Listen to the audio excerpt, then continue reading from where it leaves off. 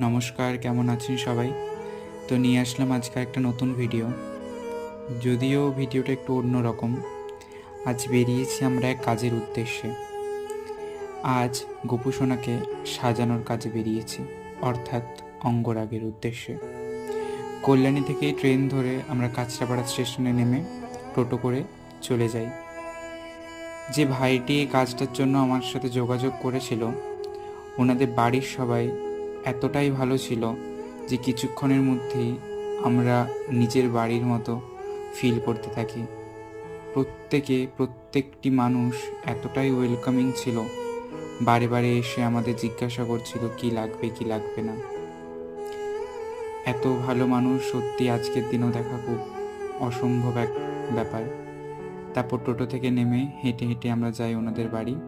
এই হচ্ছে সেই গোপু সোনা। দেখা হচ্ছে পরের ভিডিওতে। রাধে।